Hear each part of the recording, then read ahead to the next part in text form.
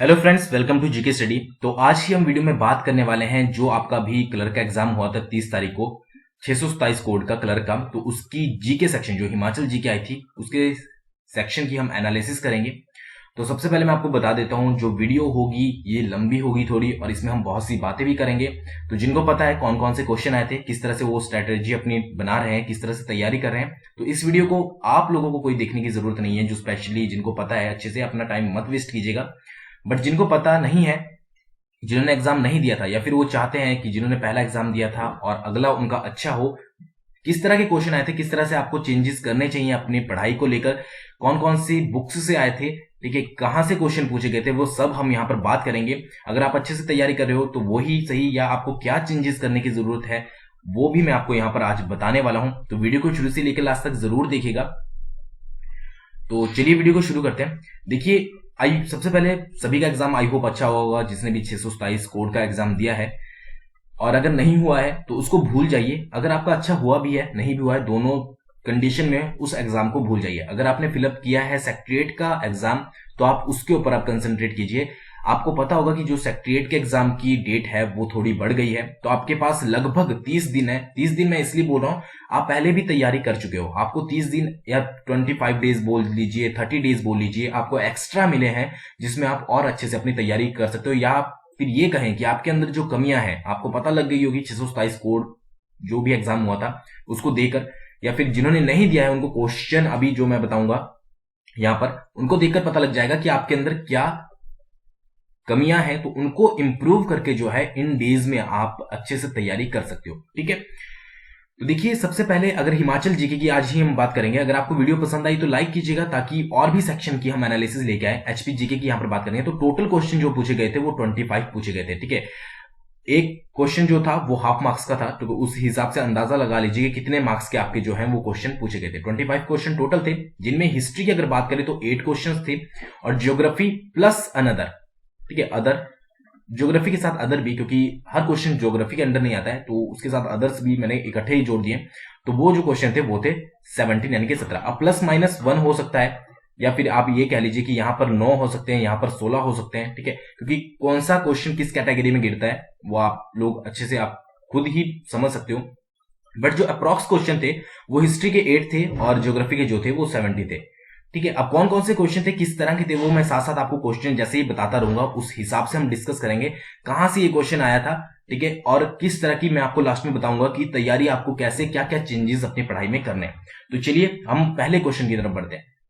देखिए, सबसे पहले यहां पर जो क्वेश्चन था वो था, हिमाचल प्रदेश का लोकप्रिय साहसिक खेल कौन सा है, यानी कि एडवेंचर जो स्पोर्ट्स होते हैं हिमाचल प्रदेश में, वो हिमाचल प्रदेश का कौन सा है। तो अगर आप बुक्स के थ्रू देखते, देखिए मैंने आपको 2 बुक्स बताई थी। पहली बताई थी मैंने बताई थी हिमाचल दर्पण, और दूसरी बताई थी द वंडरलैंड हिमाचल प्रदेश जगमोहन बलोत्रा। अगर आपने दोनों बुक्स आप अच्छे से पढ़ रहे हो ना, ठीक है, या फिर एक भी पढ़ रहे होते हिमाचल दर्पण, तो आपके मैक्सिमम जो क्वेश्चन है वो सही होते। अगर आपने अच्छे से पढ़ा हो या फिर जिसने पढ़ी होगी उसको पता होगा उसके मैक्सिमम क्वेश्चन जो है वो सही हुए हैं। अब ये जो क्वेश्चन था वो किसी बुक से रिलेटेड नहीं है, ये आपका कॉमन सेंस का क्वेश्चन है कि हिमाचल प्रदेश का लोकप्रिय साहसिक खेल कौन सा है, यानी कि एडवेंचर स्पोर्ट। देखिए, सबसे पहले ऑप्शन दिया गया माउंटेन साइकिलिंग, सेकंड दिया है ट्रैकिंग, थर्ड दिया है पैराग्लाइडिंग, और फिर दिया है ऑल ऑफ दिस। देखिए, माउंटेन साइकिलिंग जो है वो हिमाचल प्रदेश में हाल ही में चल रही है, ये भी खेला जाता है हिमाचल प्रदेश में अगर हम खेल के नजरिए से देखें। पैराग्लाइडिंग, बीरबिलिंग प्रसिद्ध ही पैराग्लाइडिंग के लिए है। तो अगर आपको ट्रैकिंग का पता भी नहीं है, ठीक है, क्योंकि बहुत से लोगों ने नहीं सुना होगा कि ट्रैकिंग का इवेंट कहां होता है, ठीक है, क्योंकि आपको पता होगा पर्वतारोहण संस्थान जो है मनाली में है, ठीक है, उस इसी से रिलेटेड है। तो माउंटेन साइकिलिंग, मान लीजिए आपको ट्रैकिंग नहीं पता है, माउंटेन साइकिलिंग आपको पता है अभी में, क्योंकि मैंने, अगर आप मेरी करंट अफेयर की वीडियोस देखते होंगे तो उसमें बताया था। साथ ही साथ पैराग्लाइडिंग तो आप बहुत बार पढ़ चुके होंगे। तो इसका आंसर अगर आपके पास 1 और 3 दिया होता तो ये भी होता। ठीक है, अब आपके पास 1 और 3 यहां पर कहीं नहीं था, ऑल ऑफ दीस दिया था, और दोनों ये आंसर तो जरूर थे। तो आपका जो इसका सही आंसर निकलना था वो निकलना था ऑल ऑफ दिस, यानी कि पहले क्वेश्चन का जो आंसर था वो ऑल ऑफ दिस था। अब ये अगर आप बोलते कि किसी बुक में नहीं दिया गया है, तो ये बुक्स के ऊपर डिपेंड नहीं करता है। कुछ क्वेश्चन ऐसे होते हैं जो आपको डेली पता होने चाहिए कि क्या है क्या नहीं है, यानी कि अगर एक तरह से कहे तो कॉमन सेंस है। बट ऐसा नहीं बोल रहा हूं कि पेपर, मैं यहां पर ये बिल्कुल नहीं बोलूंगा कि एग्जाम जो था वो बहुत ही आसान था या बहुत ही मुश्किल था। कुछ एक पर्सन होंगे जिनके लिए आसान होगा, कुछ एक होंगे जिनके लिए मुश्किल होगा। कई बार ऐसा होता है कि कोई थोड़ी कंफ्यूजन हो जाती है, तो हम ना चाहते हुए भी उस क्वेश्चन को गलत कर देते हैं। इसलिए मैं बोल रहा हूं जो पहले हो गया वो भूल जाइए, सिर्फ ये फोकस कीजिए कि कहां पर आपकी कमी रही है। ठीक है, ये क्वेश्चन हो गया। सेकंड की क्वेश्चन की बात करते हैं। हिमाचल प्रदेश विश्वविद्यालय के प्रथम उप कुलपति कौन थे, यानी कि वाइस चांसलर। तो ये अगर आपने हिमाचल दर्पण पढ़ी है, जगमोहन ब्लोखरा को भी मैं यहां पर बात नहीं करूंगा, थोड़ी बड़ी बुक है। अगर आपने हिमाचल दर्पण अच्छे से पढ़ी है तो वहां पर इसका आंसर आपको साफ मिलेगा, आर के सिंह। अब आर के सिंह वहां पर लिखा है हिमाचल दर्पण में रामकरण सिंह।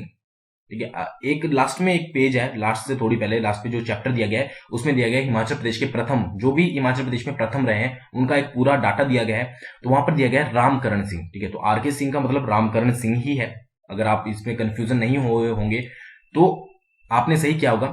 एम एस रंधावा आपको पता है कि एक राइटर है, तो ये तो यहां पर पहले ही ऑप्शन कट जाना चाहिए था अगर आपने राइटर वाला सेक्शन कवर किया होगा। ठीक है, बाकी थोड़ा भी अगर आपने पढ़ा होता है, एक बार मैंने आपको बहुत पहले बताया था जब भी मैंने एक तैयारी की वीडियो बनाई थी कि एक बार अपनी नजर के नीचे से सभी क्वेश्चन को जरूर निकालिए ताकि आपको इजीली याद आ जाए ऑप्शन देख के कि इसका जो सही आंसर है वो क्या है। तो इसका जो सही आंसर होना था वो आर के सिंह होना था। ठीक है, बहुत बार मैं कुछ रिपीट भी करूंगा तो आप ही के लिए वो रिपीट कर रहा हूं ताकि आपको अच्छे से समझ आ जाए।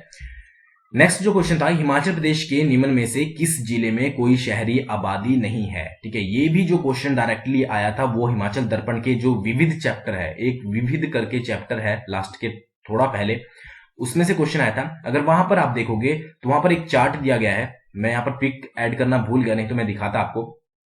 ठीक है, तो वहां पर दिया गया है जो शहरी आबादी है। ठीक है, उसमें कॉलम बनाया गया है शहरी आबादी, तो सबसे ज्यादा जो है वो शिमला में है और सबसे कम जो है वो है लाहौल स्पीति में, यानी कि जीरो के करीब जो है वो यहां पर शहरी आबादी है। तो इसका जो सही आंसर होना था वो लाहौल स्पीति होना था।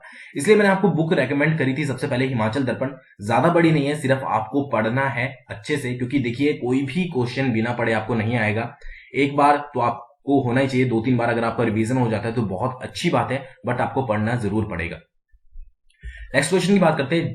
जनगणना 2011 के अनुसार हिमाचल प्रदेश का लिंग अनुपात क्या है। अब इस क्वेश्चन में बहुत बड़ा एक मैं आपको चीज बताता हूं। अगर बुक्स की बात करें दोनों की, हिमाचल दर्पण प्लस जगमोहन ब्लोखरा की, तो उसमें जो हमारा लिंग अनुपात दिया है वो 974 दिया है। ठीक है, जो कि रॉन्ग है। अगर आप गूगल की सहायता से सर्च करो तो उसका जो आंसर है वो है 972। तो आई होप आपने 972 ही लगाया होगा, बट अगर आपने फिर भी नहीं लगाया तो उसमें भी आपकी कोई गलती नहीं है अगर आपने बुक से पढ़ा है, क्योंकि 974 जो है वो बुक्स में दिया गया है।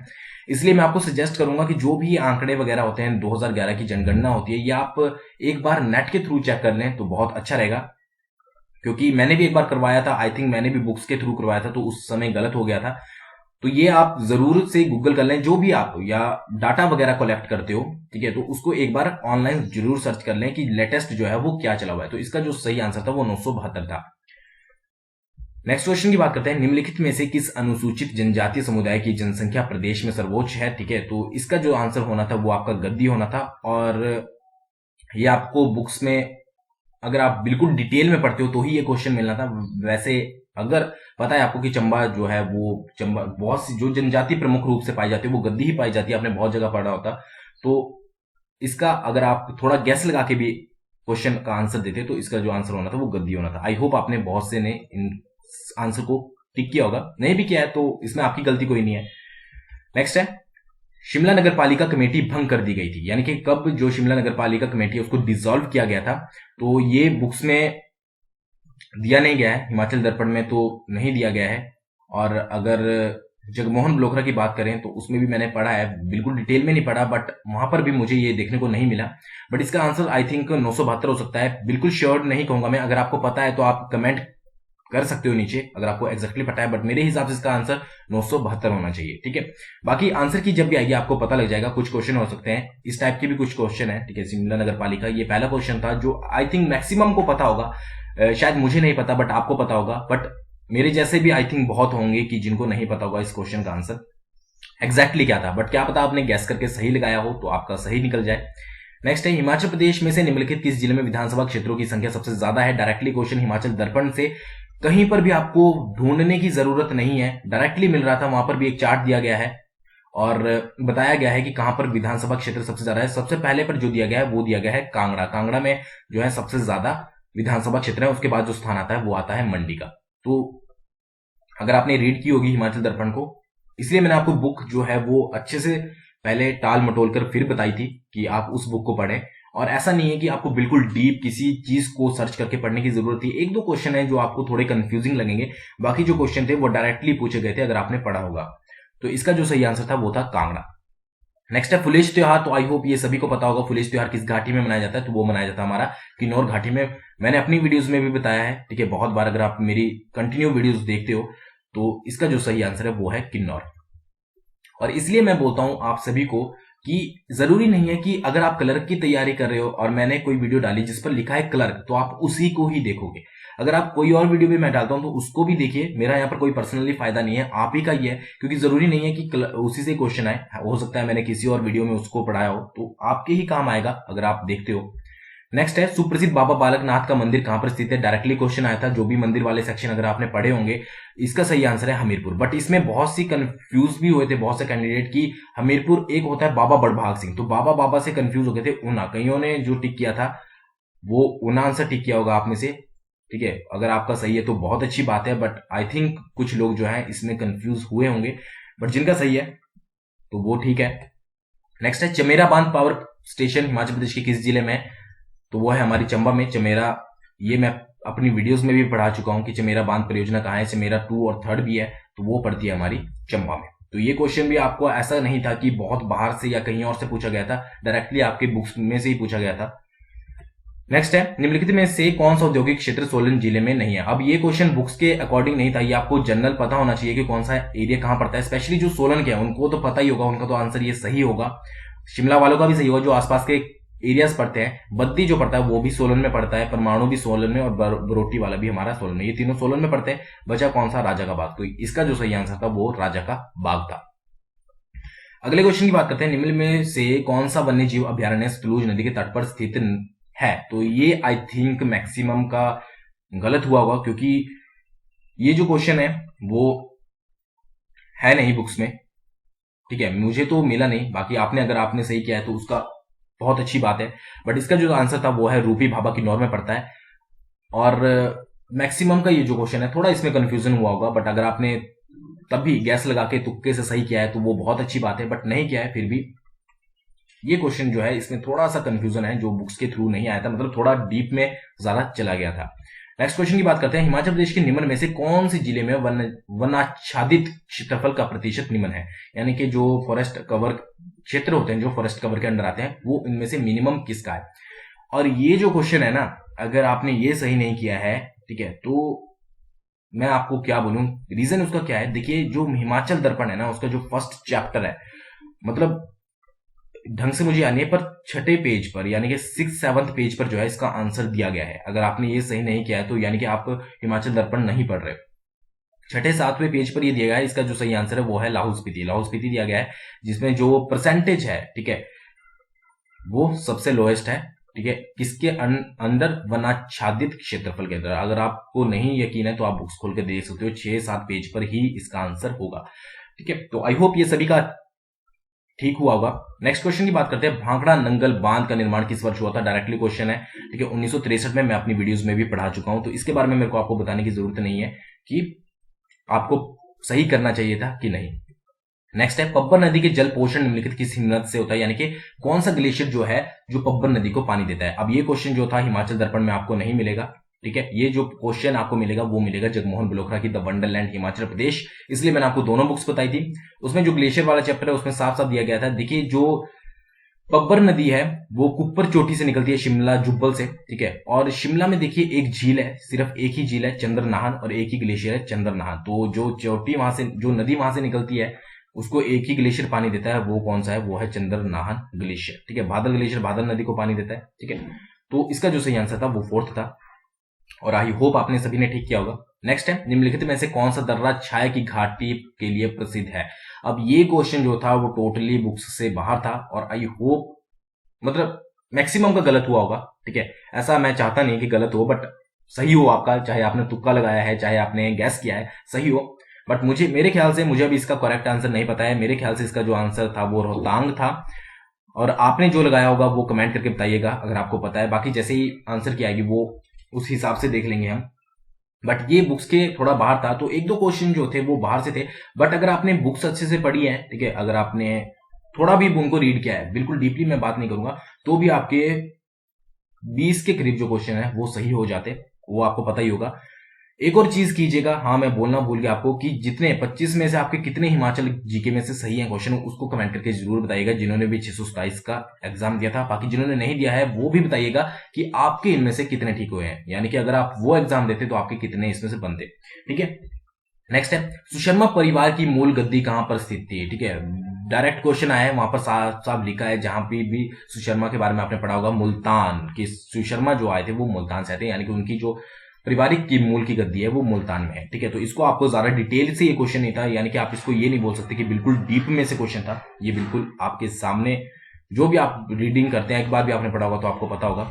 नेक्स्ट है, राजगद्दी का परित्याग करने के पश्चात चंबा राजा उम्मेद सिंह की मृत्यु कहां पर हुई थी। अब ये जो क्वेश्चन है वो बुक्स के अंदर से नहीं है, क्यों?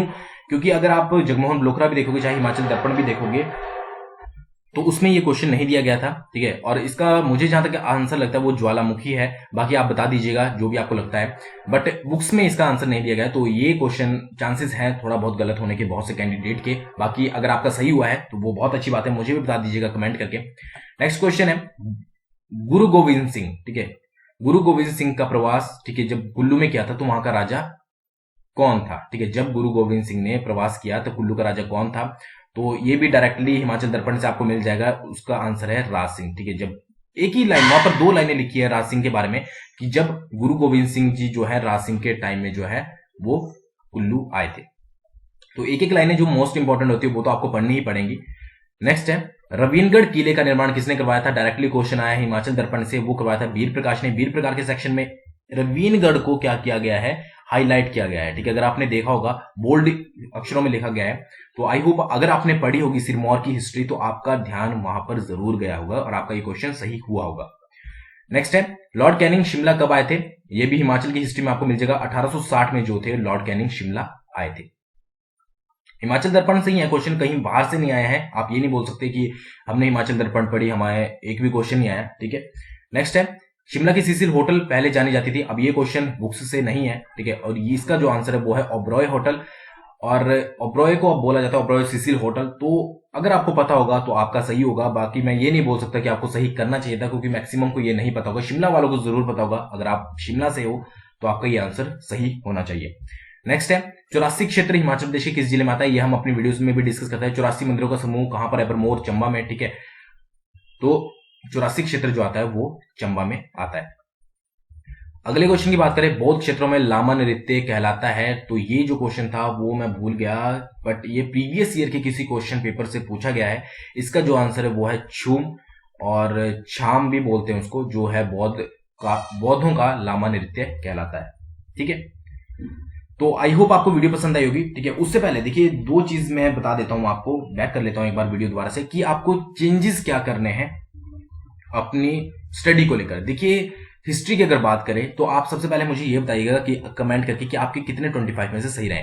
हिस्ट्री आपको एटलीस्ट हिमाचल जो दर्पण है उसकी थोड़ा डिटेल में पढ़ने की जरूरत है, एटलीस्ट जो आपको बोल्ड दिए होते हैं ना। ठीक है, हिमाचल दर्पण में बहुत सारा हिस्ट्री नहीं दी गई है, एक एक राजा की जो एक एक लाइन भी दी गई है उसको आप एक बार पढ़ लोगे तो आपको बहुत बेनिफिट रहने वाला है। मैं आपको पर्सनल एक्सपीरियंस से बता रहा हूं, सिर्फ एक बार सारी चीजों को अपनी नजर के नीचे से एक बार से जरूर निकालिए। ठीक है, 2 बार निकाल लीजिए, आपके पास टाइम है तो 3 बार निकाल लीजिए, रटने की कोई जरूरत नहीं है।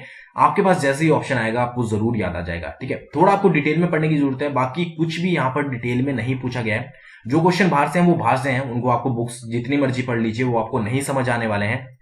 वहां पर आपकी थोड़ी कॉमन सेंस चलेगी, थोड़ा आपका तुक्का चलेगा, थोड़ी आपकी गैस चलेगी। ठीक है, उसको आप बुक्स के ऊपर टोटली डिपेंड नहीं रह सकते, बट जो क्वेश्चन बुक्स से पूछे गए हैं वो डायरेक्टली पूछे गए हैं। अगर आप बुक्स पढ़ी है, हिमाचल दर्पण अगर आपने पढ़ी है तो 15+ आपके क्वेश्चन जो है वो सही होंगे।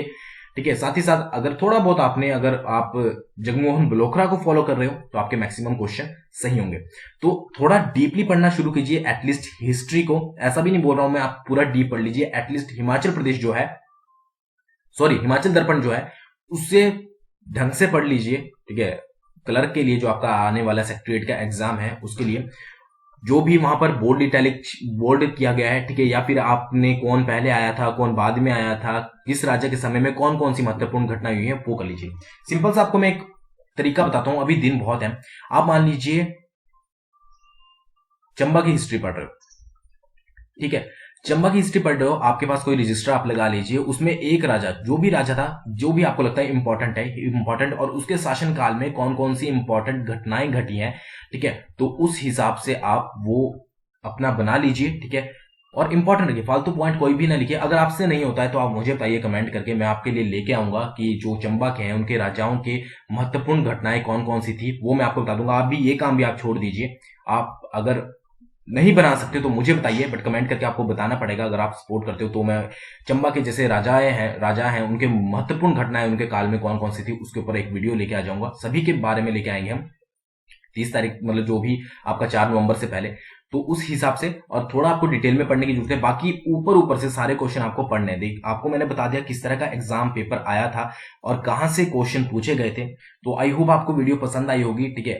मेहनत आपको करनी है क्योंकि आपका एग्जाम है, और ऐसा नहीं है कि बिना पढ़े आप कोई भी क्वेश्चन छोड़ सकते हो। मैक्सिमम क्या होता है, हम चार्ट वगैरह छोड़ देते हैं। यहाँ पर 2 क्वेश्चन जो थे वो चार्ट से ही आए थे, जो हिमाचल दर्पण में चार्ट वगैरह दिए जाते हैं, उन्हीं से 2 क्वेश्चन पूछे गए थे। तो उसी तरह से आपको तैयारी करनी है, ठीक है। और ऐसा नहीं है कि बुक्स चेंज करने की कोई जरूरत है, बुक्स आपको उसी में से क्वेश्चन आ रहे हैं। और ऐसा भी नहीं है कि अगर इसमें थोड़े इजी आए तो आपके सेक्रेट में इजी आएंगे, या इसमें थोड़े हार्ड आए तो सेक्रेट में हार्ड आएंगे, ठीक है। ऐसा कुछ नहीं, आपको क्वेश्चन जो है वो सभी तैयार करने हैं। बाकी आपको किसी भी प्रकार की हेल्प चाहिए, कोई भी वीडियो चाहिए, वो आप मुझे कमेंट में करके बताइए, ठीक है। अगर ज्यादा उस पर अच्छे से ज्यादा लोग सेम चीज के टॉपिक के लिए बोलते हैं तो मैं जरूर उस पर वीडियो बनाऊंगा। तो आई होप आपको मेरी वीडियो पसंद आई होगी, ठीक है। मेरा मेन मोटिव था आपको बताना कि कहां से क्वेश्चन आए हैं और किस तरह के आए हैं और किस तरह से आपको पढ़ना है। अब आई होप आपको पता लग गया होगा। और जल्द ही अगर आपका वीडियो अच्छी लगे तो लाइक कीजिएगा, और फिर हम हिंदी, इंग्लिश और इंडियन जीके पे जो थोड़ी टफ आई थी उसके बारे में हम बात करेंगे। तो वीडियो को देखने के लिए आपका शुक्रिया, बहुत जल्दी मिलेंगे नेक्स्ट वीडियो के साथ।